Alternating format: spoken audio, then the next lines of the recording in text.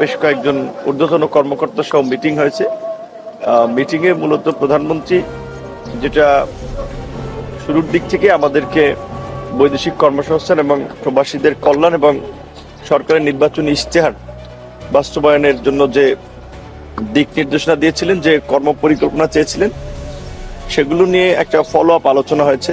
তার মধ্যে যেমন আপনারা একটা বিষয় ইতিমধ্যে হয়তো জানেন যে প্রধানমন্ত্রীর আগ্রহ এবং তার নির্দেশনায় আমরা প্রবাসী কল্যাণ ও বৈদেশিক কর্মসংস্থান মন্ত্রণালয় থেকে যারা কোরিয়া, জাপান, চায়না, জার্মানি এরকম দেশগুলোতে যাবে, তাদের যে বিশেষ করে স্টুডেন্টদের ব্যাংক গ্যারান্টি বা ব্যাংক সলভেন্সির সাপোর্ট হিসেবে 10 লক্ষ টাকার একটা ঋণ দেওয়ার নির্দেশনা প্রধানমন্ত্রী দিয়েছেন। এবং সেটা আমাদের মন্ত্রণালয়ের যে একটা ব্যাংক আছে, প্রবাসী কল্যাণ ব্যাংক, ওই ব্যাংকই ডেডিকেটেড করতে বলেছেন যেন এই মন্ত্রণালয় থেকে দেওয়া হয়। দ্বিতীয়ত, আমাদের মধ্যপ্রাচ্যের এই যুদ্ধ পরিস্থিতির ফলে বা এই সংকটের ফলে আমাদের তো অনেক শ্রমিকরা সেখানে বর্তমানে আছে এবং আমাদের শ্রমবাজারের বড় একটা অংশই কিন্তু মধ্যপ্রাচ্য। সেক্ষেত্রে এই যুদ্ধের ফলে আমাদের কি ধরনের সংকট এবং সম্ভাবনা তৈরি হতে পারে সেগুলো নিয়ে আলাপ আলোচনা করেছে। বিশেষ করে ধরেন এখানে মিডল ইস্টে যে ধরনের ইনফ্রাস্ট্রাকচার ডিস্ট্রয় করা হয়েছে, এগুলো তো আবার রিবিল্ড করতে হবে। তাছাড়া ওখানে আশা করি যে আমাদের দেশের শ্রমবাজার খুব বেশি ক্ষতিগ্রস্ত হবে না, বরঞ্চ আমাদের দেশের চাহিদা আরো তৈরি হতে পারে। সেখানে প্রধানমন্ত্রী বরাবরই থার্ড ল্যাঙ্গুয়েজ বা ভাষা শেখার বিষয়ে গুরুত্ব আরোপ করেছেন, যে আমাদের দেশের মানুষ শুধু ভাষা না জানার কারণে তারা অল্প পয়সার চাকরি করে, ভাষা জানলে তারা একটু ভালো বেতন পেতে পারে।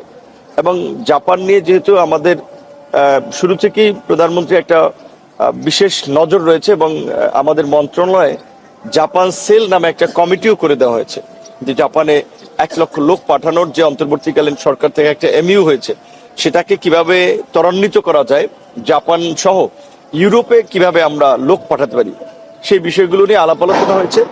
বিশেষ করে আপনারা জানেন যে ইউরোপের বেশ কিছু দেশের ভিসা করার জন্য ইন্ডিয়া যেতে হয়। তো এটা নিয়ে প্রধানমন্ত্রী শুরুতেই পররাষ্ট্র মন্ত্রণালয়কে নির্দেশনা দিয়েছিলেন যে তাদেরকে পার্সু করে বাংলাদেশে তাদের একটা অফিস বা কনসুলার সেবা নিশ্চিত করার জন্য তাদেরকে অনুরোধ করা, সেটার বিষয়ে আজকে আলোচনা হয়েছে। এবং কিছু দেশ ইতিমধ্যে এখানে কনসুলার সেবা দিচ্ছে, বাকি দেশগুলো যেন এখানে নিশ্চিত করে এই বিষয়ে প্রধানমন্ত্রী নির্দেশনা দিয়েছে।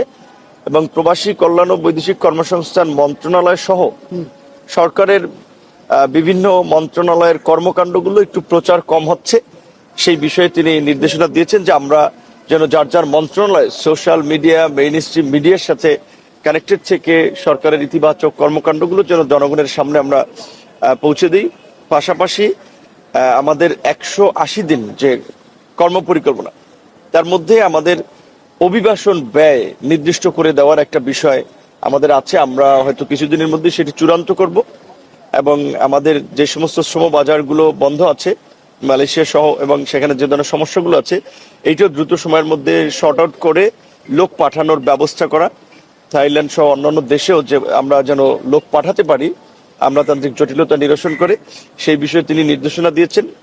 আপনারা জানেন যে ঈদের পূর্বে দক্ষিণ কোরিয়াতে আমাদের বাংলাদেশ থেকে দক্ষিণ কোরিয়া থেকে বাংলাদেশগামী যাত্রীদের একটি বিমানের আপনার হঠাৎ করে ফ্লাইট ক্যান্সেল করা হয়েছিল। সেই বিষয়টি নিয়ে আমরা প্রধানমন্ত্রীকে জানিয়েছি, সেই সময় আমরা বিমান মন্ত্রীকেও জানিয়েছি। তিনিও আপনার সাথে সাথেই মিটিং থেকেই মন্ত্রণালয়কে নির্দেশনা দিয়েছিলেন যে এখানে আমাদের যেহেতু অনেক লোক আছে, কিভাবে তারা দেশে আসতে পারে বা এই সুবিধাটা নিশ্চিত করা যায়, সেই বিষয়ে তিনি নির্দেশ দিয়েছেন, যেটা দক্ষিণ কোরিয়ার প্রবাসীদের একটা আবেদন ছিল। এটাই ছিল আজকের এই আলোচ্য বিষয়। পাশাপাশি দেশের সামগ্রিক পরিস্থিতি নিয়ে প্রধানমন্ত্রীর সাথে তো দেখা হলে আমাদের সরকারের অংশ হিসেবে একটা আলাপ আলোচনা হয়। 10 লক্ষ টাকার যে ঋণের বিষয়টা বলা হচ্ছে, সেটা কি প্রবাসী কল্যাণ ব্যাংক ঋণ দেবে? হ্যাঁ, প্রবাসী কল্যাণ ব্যাংক ঋণ দেবে, সেটা কিন্তু নগদ ক্যাশ দিবে না। আপনার যেখানে সাপোর্ট প্রয়োজন, যেমন ধরেন ওদের কোনো পেমেন্টের ক্ষেত্রে আপনার কোথাও পেমেন্ট দেওয়া লাগবে, ওই পেমেন্টের ক্ষেত্রে আপনি ইউজ করতে পারবেন। আদার্স কোনো সাপোর্ট লাগলে শুধুমাত্র ওই ক্ষেত্রে যে 10 লক্ষ টাকা লোন দিয়ে দেবে একজন ক্যাশ নিয়ে যাবে সেটা না, শুধুমাত্র তারা যেন বিদেশে যেতে পারে সেই ক্ষেত্রে এই সুবিধাটা দেওয়া হচ্ছে। অন্য কাজে এই টাকাটা কিন্তু খরচও করতে পারবে না। আর এখানে যেহেতু সাধারণ ব্যাংকগুলো লোন দেওয়ার ক্ষেত্রে একটা ব্যাংক গ্যারান্টি কিংবা অনেক ধরনের জটিলতা আছে, আর আমরা মূলত আমাদের স্টুডেন্ট যারা যায় তারা কিন্তু বিভিন্ন দেশে পড়াশোনা করার উদ্দেশ্যে গেলে ওই সমস্ত দেশে শেষ পর্যন্ত একটা কর্মসংস্থানের সাথে যুক্ত হয়ে যায়। তো সেই ক্ষেত্রে আমরা অনেকভাবে লাভবান হচ্ছি। একটা হচ্ছে আমাদের দেশের একটা শিক্ষিত জনগোষ্ঠী ওইখানে কর্মসংস্থানে যুক্ত হচ্ছে, আমরা রেমিটেন্স পাচ্ছি, যেই কারণে আমরা ওই গ্যারান্টি ছাড়া এই 10 লক্ষ টাকা ঋণের একটা বা ব্যাংক সলভেন্সি সাপোর্টের একটা সিদ্ধান্ত সরকার পক্ষ থেকে নিয়েছে।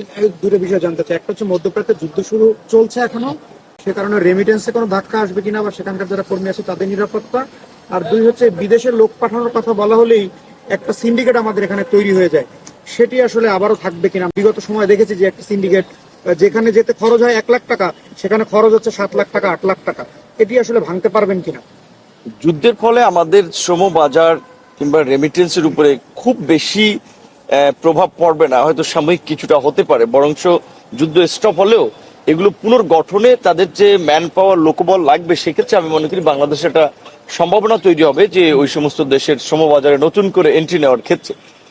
আর সিন্ডিকেটের কথা বাংলাদেশের প্রেক্ষাপটে যেটা আমরা অনেকদিন ধরে দেখে আসছি, কিছু কিছু জায়গায় কিছু লোক মনোপলি করে কাজ করে, সেক্ষেত্রে অনেক জায়গায় কিন্তু আমাদের নিয়ন্ত্রণ থাকে না। যেমন সিঙ্গাপুরে 6টা কোম্পানি ট্রেনিং এর মাধ্যমে তারা লোক পাঠায়, 6টা কোম্পানির ট্রেনিং অথরাইজেশন আছে, এটি কিন্তু সিঙ্গাপুর সরকার তাদেরকে অথরাইজ করেছে। এখন তারা গলা কাটা পয়সা নিচ্ছে 14 লাখ 15 লাখ 16 লাখ টাকা, ওইখানে কিন্তু সিঙ্গাপুর সরকার অথরাইজ করায় আমরা কিন্তু কিছু করতে পারছি না। তবে আমরা জনগণকে একটু স্বস্তি দেওয়ার জন্য কিংবা এই সিন্ডিকেটটা ভাঙার জন্য আমরা সরকারি চ্যানেলে চিঠি দেওয়া, দেখা সাক্ষাৎ করা, নোট ভার্বাল দেওয়া, এর মাধ্যমে এই সমস্ত সিন্ডিকেট গুলো ভাঙার একটা চেষ্টা করছে। এবং ওই যে এই জন্য অভিবাসন ব্যয়টা নির্ধারণ করে দিচ্ছে, যে সরকার যখন নির্ধারণ করে দেবে সিঙ্গাপুরে যাওয়ার ক্ষেত্রে, সে ফর এক্সাম্পল আপনার 2 থেকে 3 লাখ টাকা আপনার মধ্যে ব্যয় নিষ্পত্তি করতে হবে, তখন তো আপনি চাইলেও বেশি ব্যয় নিতে পারবেন না। আর মালয়েশিয়া নিয়ে দীর্ঘদিন ধরে একটা অভিযোগ ছিল, এটার বাস্তবতা হচ্ছে যে এটা আমাদের দেশের যেমন কিছু লোকের একটা ইনভলভমেন্ট আছে,